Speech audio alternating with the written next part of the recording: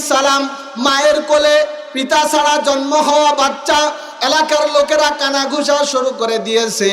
ব্যাপার কি, মারিয়ামের তো বিবাহ হয় নাই, আমরা যতদূর জানি চরিত্রেও কোনো সমস্যা নাই, কিন্তু বিয়ে ছাড়া পিতার পরিচয় ছাড়া বাচ্চা নিয়ে হাজির হলো, এটা আবার কেমন ব্যাপার?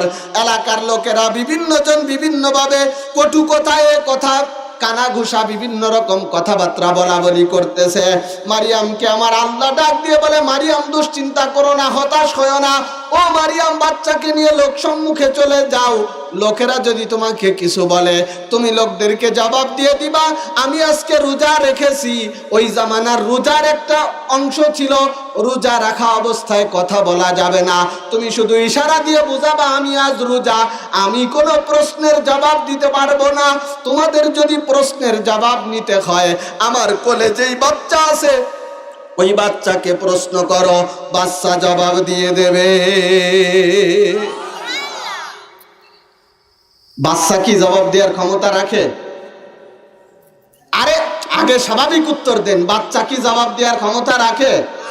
আপনার বাচ্চা জন্মের পরে কথা বলছে না 2-3 বছর সময় লেগে গেছে? অনেকের তো 2-3 বছর পরেও বলে না।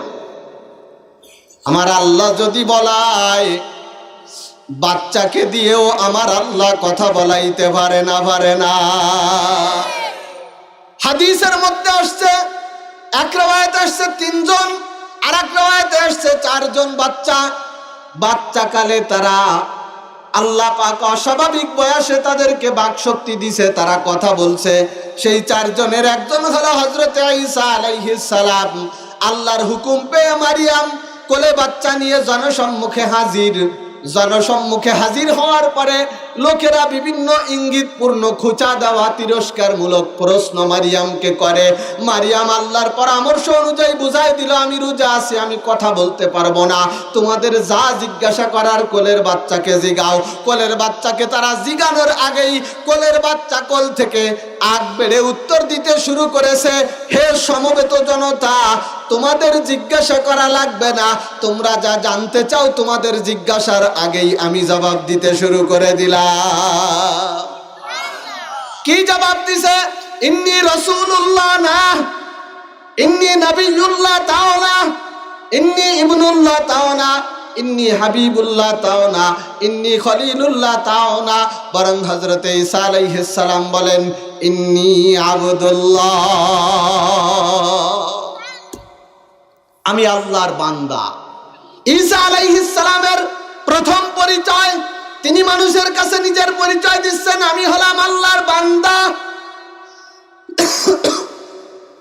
মুহাম্মাদুর রাসূলুল্লাহ সাল্লাল্লাহু আলাইহি ওয়াসাল্লাম 23 বছরের রিসালাতের জিন্দেগিতে আল্লাহ পাক তার দ্বারা যত আশ্চর্যজনক ঘটনা ঘটাইছেন, তার মধ্যে অন্যতম প্রধান আশ্চর্যজনক ঘটনা হলো একই রাত্রিতে আল্লাহ পাক মক্কা নগরী থেকে মুহাম্মদুর রাসূলুল্লাহকে নিয়ে হাজারো মাইল দূরের বাইতুল মুকাদ্দাস, সেখান থেকে 7টা আসমান, সেখান থেকে আরশে আজিম পর্যন্ত ঘুরাইয়া আবার 7 আসমান হয়ে বাইতুল মুকাদ্দাস হয়ে আল্লাহ পাক আমার নবীকে আবার এক রাতের ভিতরে মক্কায় পৌঁছে দিয়েছে।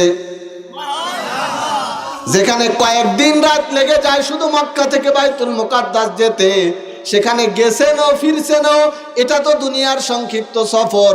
এরপরে 7 আসমান ঘুরাইয়া, ঊর্ধ্ব জগৎ ঘুরাইয়া, জান্নাত জাহান্নাম দেখায়া, বাইতুল মামুর দেখায়া, সিদরাতুল মুনতাহা দেখায়া, আরশে আজিমে নিয়ে আল্লাহ নিজের সামনে বসায়া নামাজের মতো বিধান দিয়া 7 আসমান থেকে বারবার ঘুরাইয়া ফিরাইয়া, এক কথায় অস্বাভাবিক বিরাট এক সফর করাইয়া আল্লাহ পাক আবার বাইতুল মুকাদ্দাস হয়ে নিয়ে গেল।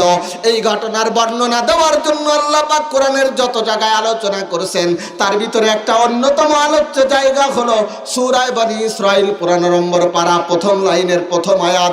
আমার আল্লাহ বলেন, সুবহানাল্লাযী আসরা বিআবদিহি লাইলাম মিনাল মাসজিদিল হারামি ইলাল মাসজিদিল আকসা আল্লাযী বারাকনা হাওলাহু লিনুরিয়াহু মিন আয়াতিনা ইন্নাহু হুয়াস সামিউল বাসীর।